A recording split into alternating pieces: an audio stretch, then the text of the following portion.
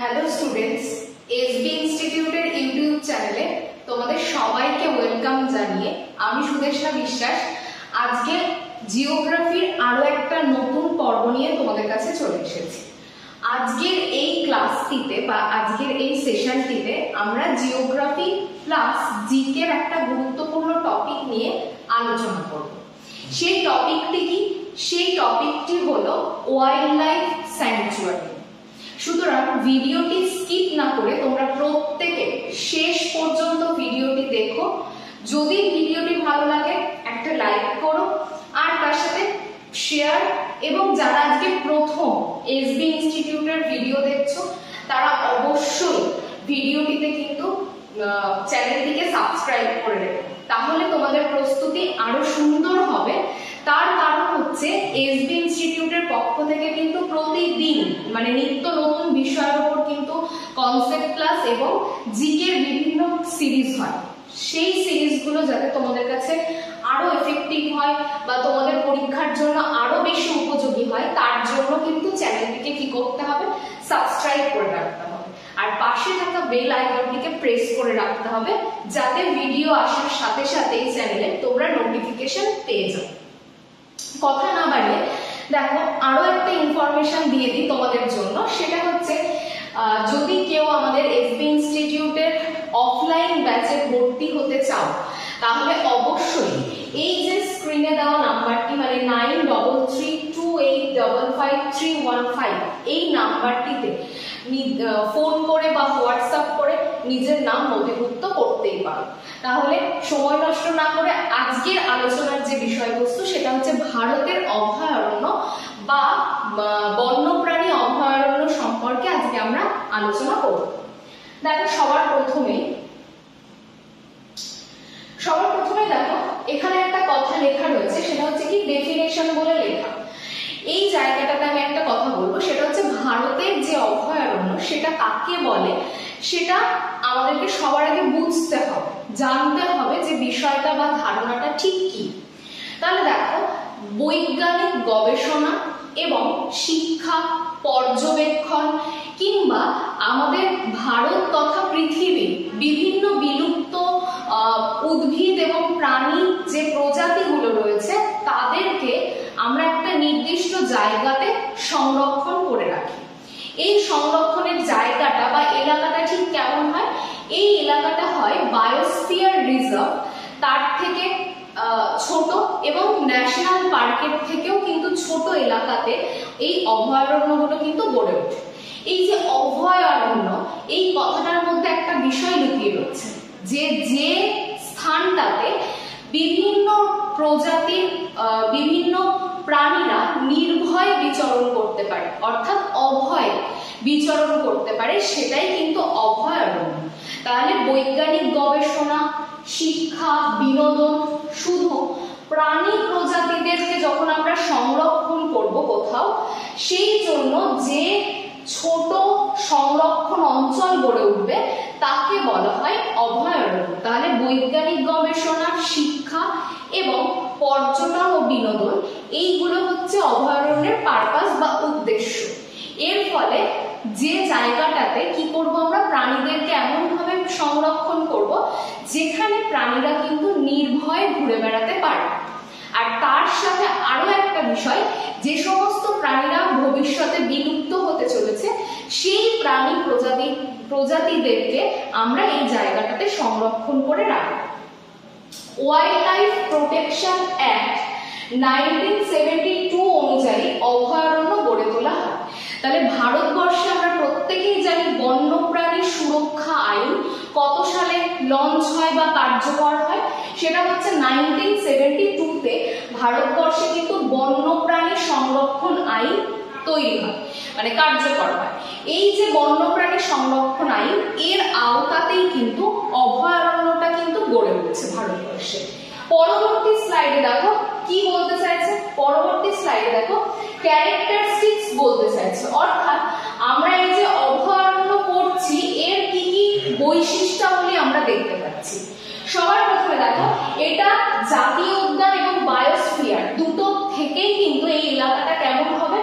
আয়তনে কিন্তু ছোট হবে। তাহলে জাতীয় উদ্যান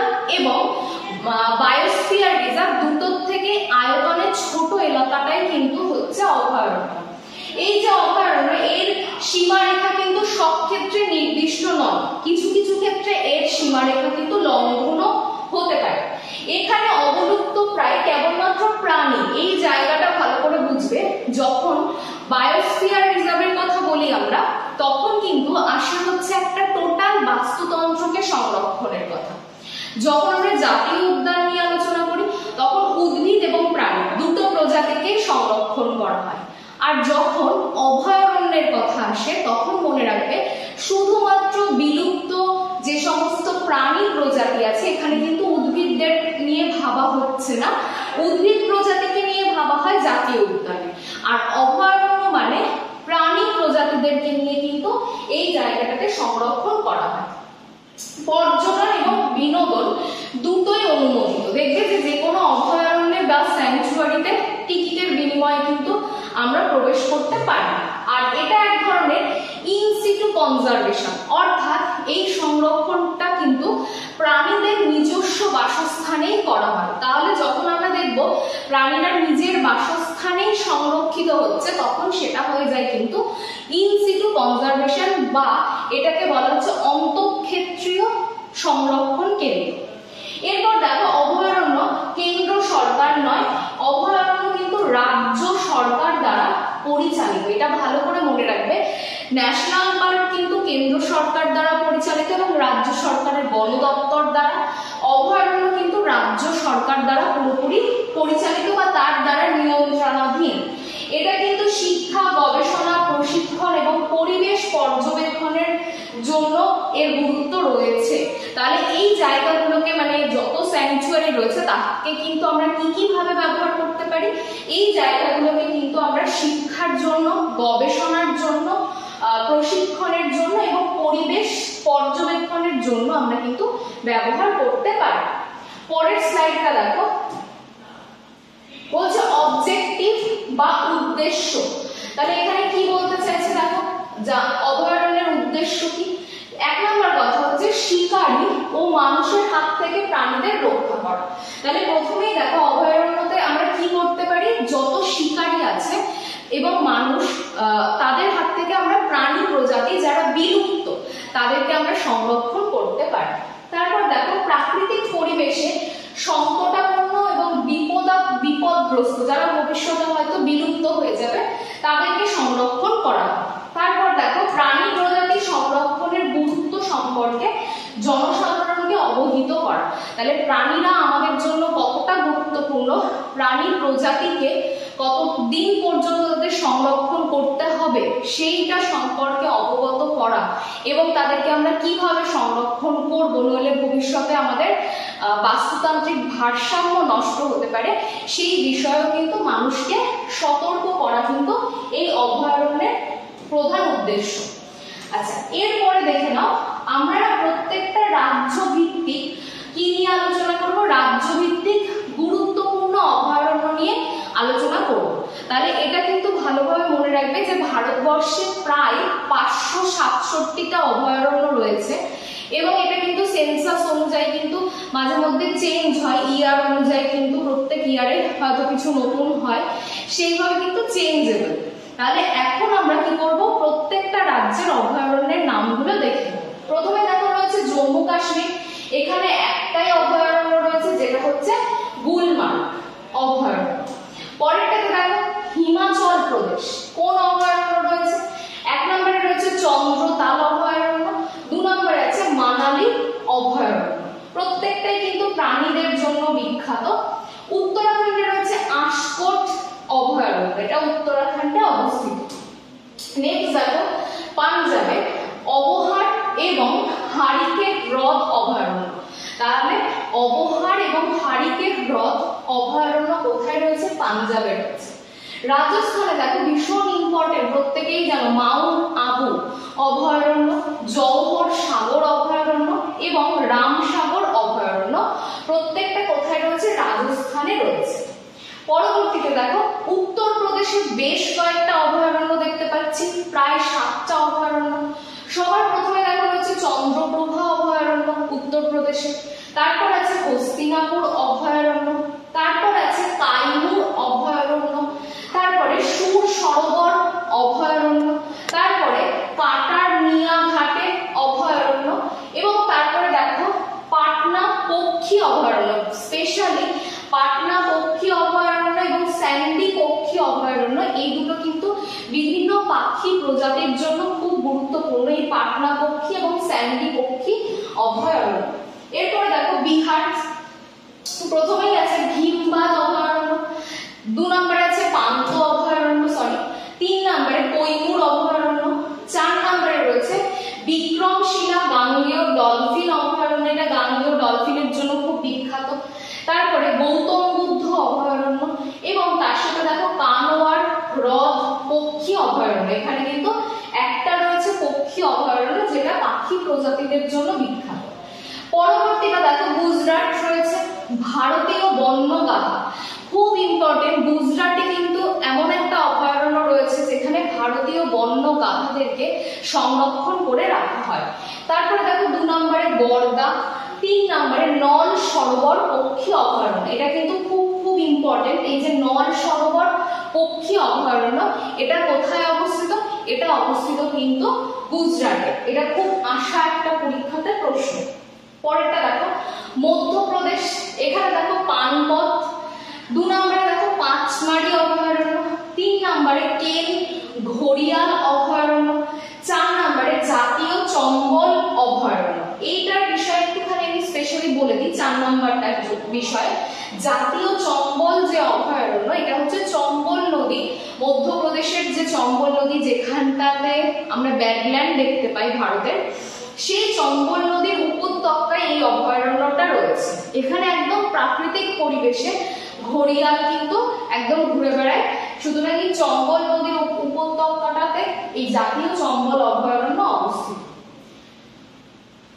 পরেরটা দেখো ছত্তিশগড় সীতা নদী, 2 নম্বরে রয়েছে ভৈরবগড় অভয়ারণ্য। তারপর দেখো ঝাড়খণ্ড কি রয়েছে হাজারিবাগ অভয়ারণ্য, এটা খুব বিখ্যাত জায়গা ঝাড়খণ্ডের। দলমা অভয়ারণ্য, এটা হাতিদের জন্য কিন্তু খুব বিখ্যাত। এই অভয়ারণ্যটা হাতি প্রজাতিকেই কিন্তু মূলত এখানে সংরক্ষণ করা হয়। 3 নম্বরে দেখো কোডারমা অভয়ারণ্য, এটাও ঝাড়খণ্ডে অবস্থিত।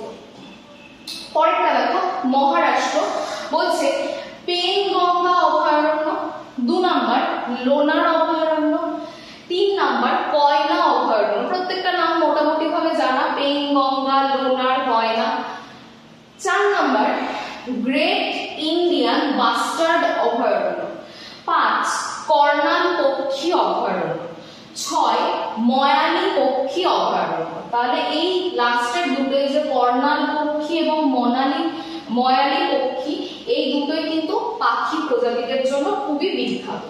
তারপর কর্ণাটক, প্রথমটা ভদ্রা অভয়ারণ্য, দ্বিতীয় ঘাটপ্রভা অভয়ারণ্য, তৃতীয় সোমেশ্বর অভয়ারণ্য, চতুর্থ আত্তিভেরি পক্ষী অভয়ারণ্য, পঞ্চম রাঙ্গানথিত্তু পক্ষী অভয়ারণ্য। তাহলে এগুলো সব কর্ণাটকে অবস্থিত, বিশেষত ভদ্রা এবং ঘাটপ্রভা এই দুটো কিন্তু কর্ণাটকের বিখ্যাত অভয়ারণ্য। পরেরটা দেখো কেরালা, কেরালার বিখ্যাত হচ্ছে ইদুক্কি। তাহলে ইদুক্কি অভয়ারণ্য এবং পারাম্বিকুলাম অভয়ারণ্য, ওয়ানাড অভয়ারণ্য, পাখিরামালাল অভয়ারণ্য এবং তারপরে দেখো রাঙ্গানথিত্তু অভয়ারণ্য। এইগুলো প্রত্যেকটাই কেরালায় রয়েছে, তার মধ্যে সবথেকে গুরুত্বপূর্ণ কিন্তু ইদুক্কি। পরেরটা দেখো তেলেঙ্গানা, পোচারাম অভয়ারণ্য এবং তার সাথে দেখো পখাল অভয়ারণ্য। তাহলে পোচারাম এবং পখাল দুটোই তেলেঙ্গানাতে অবস্থিত। তারপর দেখো গোয়া, বন্দোলা অভয়ারণ্য, 2 নম্বর ভগবান মহাবীর অভয়ারণ্য, 3 নম্বর নেত্রবলি অভয়ারণ্য, আর যেটা সব থেকে ইম্পর্টেন্ট এই গোয়ার জন্য সেটা হচ্ছে সেলিম আলী পক্ষী অভয়ারণ্য। এটা দিয়ে কিন্তু প্রশ্ন আসে যে সেলিম আলী পক্ষী অভয়ারণ্য কোন রাজ্যে অবস্থিত, তখন মনে রাখবে গোয়াতে। পরেরটা তামিলনাড়ু, সত্যমঙ্গলম অভয়ারণ্য। এই অভয়ারণ্যটা কিন্তু কাবেরী নদীর উপত্যকাতে অবস্থিত, এই সত্যমঙ্গলম যেটা তামিলনাড়ুর অভয়ারণ্য। নেল্লাই অভয়ারণ্য, ইন্দিরা গান্ধী অভয়ারণ্য, আর 4 নম্বর কারাইভেত্তি অভয়ারণ্য। তাহলে এগুলো সব তামিলনাড়ুতে অবস্থিত। অন্ধ্রপ্রদেশ দেখো কৃষ্ণা অভয়ারণ্য, তারপরে রোল্লাপাডু অভয়ারণ্য, তারপরে দেখো কোল্লেরু পক্ষী অভয়ারণ্য, পুলিগট হ্রদ পক্ষী অভয়ারণ্য, তারপর নেলাপাট্টু পক্ষী অভয়ারণ্য। তাহলে এগুলো প্রত্যেকটা অন্ধ্রপ্রদেশ প্রদেশের অভয়ারণ্য এবং প্রত্যেক তিনটেতেই আমরা দেখতে পাই বিভিন্ন পাখি প্রজাতি। ওড়িশাতে দেখো প্রথমটা খুব ইম্পর্টেন্ট, নলবন পক্ষী অভয়ারণ্য। দ্বিতীয় দেখো গহিরমাথা সামুদ্রিক অভয়ারণ্য। তাহলে নলবন পক্ষী এবং গহিরমাথা সামুদ্রিক অভয়ারণ্য কোথায় অবস্থিত? ওড়িশাতে অবস্থিত। মেঘালয় দেখো বাগমারা অভয়ারণ্য এবং সিজু, বাগমারা এবং সিজু দুটোই অভয়ারণ্য মেঘালয়ে অবস্থিত। তারপর দেখো অসম কি বলছে? গরম পানি অভয়ারণ্য, সোনাই রূপাই অভয়ারণ্য। তারপর দেখো লাউখোয়া অভয়ারণ্য এবং চতুর্থ হচ্ছে দিহিং পাটকাই অভয়ারণ্য। তাহলে এগুলো প্রত্যেকটাই অসমে অবস্থিত। এরপর দেখো অরুণাচল প্রদেশে ইটানগর অভয়ারণ্য, 2 নাম্বার দিবং অভয়ারণ্য, 3 নাম্বার কামলাং অভয়ারণ্য এবং 4 নাম্বার পাক্কে অভয়ারণ্য। এগুলো প্রত্যেকটা অরুণাচল প্রদেশে অবস্থিত। এরপরে দেখো দিল্লি একটাই আছে অভয়ারণ্য, এখানে আসোলা ভাটি অভয়ারণ্য, দিল্লিতে অবস্থিত। ত্রিপুরাতে রোয়া অভয়ারণ্য, যেটা ত্রিপুরাতে অবস্থিত, রোয়া অভয়ারণ্য। এরপর দেখো আন্দামান এবং নিকোবর দ্বীপপুঞ্জে অবস্থিত সবথেকে গুরুত্বপূর্ণ অভয়ারণ্য হচ্ছে ব্যারেল দ্বীপপুঞ্জ অভয়ারণ্য, যেটা আন্দামান এবং নিকোবর দ্বীপপুঞ্জে অবস্থিত। এবার দেখো এই যে জায়গাটা,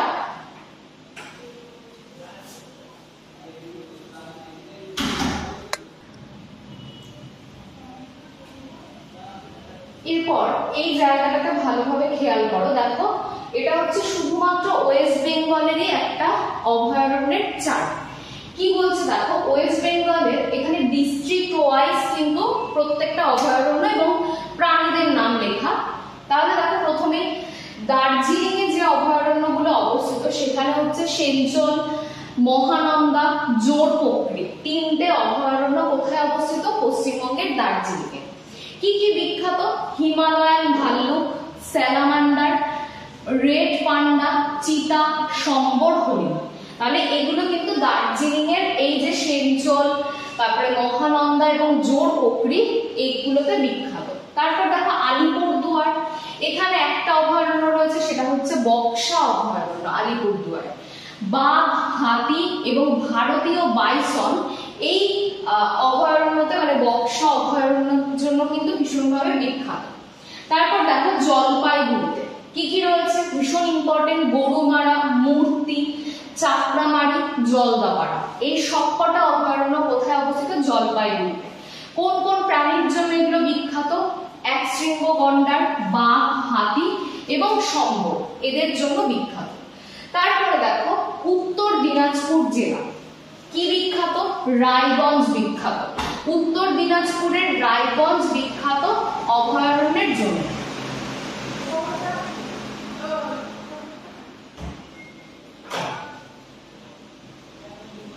এরপর দেখো উত্তর দিনাজপুরের রায়গঞ্জ বিখ্যাত বিভিন্ন প্রজাতির পাখির জন্য। তাহলে উত্তর দিনাজপুরের রায়গঞ্জ কার জন্য বিখ্যাত? বিভিন্ন প্রজাতির পাখিদের জন্য। তারপর দেখো উত্তর 24 পরগনা, এখানে কি রয়েছে? এখানে রয়েছে বিভূতিভূষণ অভয়ারণ্য, যেটা হরিণ এবং লেঙ্গুরের জন্য বিখ্যাত। তারপর দেখো নদিয়া কি বিখ্যাত?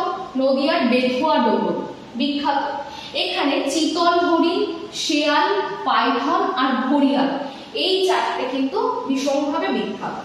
তারপরে দেখো দক্ষিণ 24 পরগনা কি কি বিখ্যাত রয়েছে? হ্যালিডে আইল্যান্ড, লোথিয়ান আইল্যান্ড আর সজনেখালি।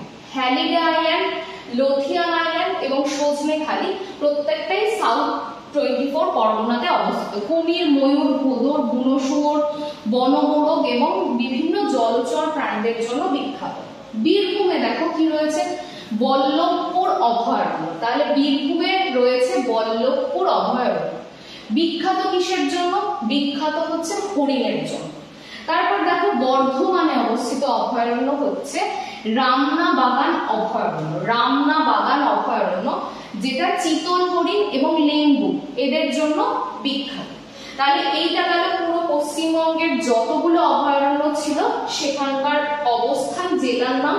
অভয়ারণ্যগুলোর নাম এবং তার সাথে কোন কোন প্রাণীরা রয়েছে সেই সম্পর্কে কিন্তু তোমাদেরকে একটা তথ্য চার্টের মাধ্যমে জানালাম। যদি ভিডিওটা ভালো লাগছে তবে অবশ্যই কিন্তু লাইক করো। এরকম যদি ক্লাস চাও, আরো ভালো ক্লাস তোমাদের জন্য অ্যারেঞ্জ করার জন্য আমাদের প্রচুর লাইকের প্রয়োজন এবং শেয়ারের প্রয়োজন।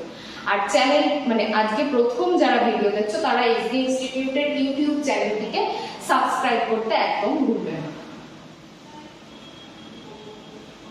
দেখো পরবর্তী কিছু ওয়ান লাইনার রয়েছে, সেখানে কি রয়েছে যে ভারতের বৃহত্তম পক্ষী অভয়ারণ্যের নাম কি? ভরতপুর। রাজস্থানের ভরতপুর হচ্ছে ভারতের বৃহত্তম পক্ষী অভয়ারণ্য। ভারতের বৃহত্তম টাইগার রিজার্ভ বা লার্জেস্ট টাইগার রিজার্ভ নাগার্জুন সাগর, যেটা অন্ধ্রপ্রদেশ ও তেলেঙ্গানাতে অবস্থিত। এই নাগার্জুন সাগর। লার্জেস্ট লায়ন রিজার্ভ কোথায় করা হয়? গুজরাটের গির অরণ্যে করা হয়। তাহলে সব থেকে বৃহত্তম সিংহ প্রকল্প কোথায় দেখতে পাচ্ছি? গুজরাটের গির অরণ্যে। লার্জেস্ট রাইনো রিজার্ভ কোথায় আমরা সব থেকে বৃহত্তর আকারে রাইনো রিজার্ভ করি? অসমের কাজিরাঙ্গাতে সব থেকে বৃহত্তম গন্ডার প্রকল্প গড়ে উঠেছে। লার্জেস্ট এলিফ্যান্ট রিজার্ভ কোথায় করা হয়? কেরলের পেরিয়ারে করা হয়। টোটাল কিন্তু সব থেকে গুরুত্বপূর্ণ আর কি এলিফ্যান্ট রিজার্ভ বা বৃহত্তম যদি বলে যতগুলো এলিফ্যান্ট রিজার্ভ রয়েছে তার মধ্যে হবে কেরালার পেরিয়ার। নেক্সট দেখো ভারতে 2023 জানুয়ারির ডেটা অনুযায়ী মোট কটা স্যাংচুয়ারি রয়েছে? 567টা ওয়াইল্ড লাইফ স্যাংচুয়ারি রয়েছে। তাহলে ভারতবর্ষে 567টা, সেগুলো কিন্তু সব আমাদের পড়ার প্রয়োজনীয়তা নেই। যেগুলো প্রয়োজন আছে আমি আজকের ভিডিওতে সব আলোচনা করে দিয়েছি। তোমরা প্রত্যেকটা স্টেট ওয়াইজ খাতায় কিন্তু নোট করে রাখো, তাতে তোমাদের কিন্তু আরো হেল্প হবে। আজকের যে ভিডিও সেটা আজকে এই পর্যন্তই শেষ করছি। দেখা হবে পরবর্তী কোনো একটা পর্বে বা পরবর্তী কোনো সেশনে জিওগ্রাফি। আজকে সেশন কিন্তু জিওগ্রাফি প্লাস জিকে এর জন্য, সুতরাং প্রচুর প্রচুর শেয়ার করবে, লাইক করবে এবং কমেন্ট করে জানাবে কেমন লাগলো আজকের ক্লাসটি। আর তার সাথে কিন্তু চ্যানেলে প্রথম হলে সাবস্ক্রাইব করতে একদম ভুলবে না। আশা রাখবো তোমাদের সামনে যত পরীক্ষা রয়েছে প্রত্যেকটা পরীক্ষা খুব সাকসেসফুলি তোমরা এগিয়ে যেতে পারবে। মনে সেই জোর এবং বিশ্বাস রেখে কিন্তু আমাদেরকে এগোতেই হবে বা এগিয়ে যেতেই হবে, এটাই দৃঢ় প্রতিজ্ঞা নিয়ে কিন্তু আমাদেরকে প্রস্তুতি নিতে হবে। সুতরাং কোনোভাবে ভেঙে পড়ার জায়গা নেই, সামনের নিজের লক্ষ্য স্থির রেখে প্রত্যেকটা দিন কিন্তু আমাদেরকে কাজে লাগাতে হবে। তাহলে আজকে এ পর্যন্তই, দেখা হচ্ছে পরবর্তী কোনো ক্লাস। ধন্যবাদ সবাই।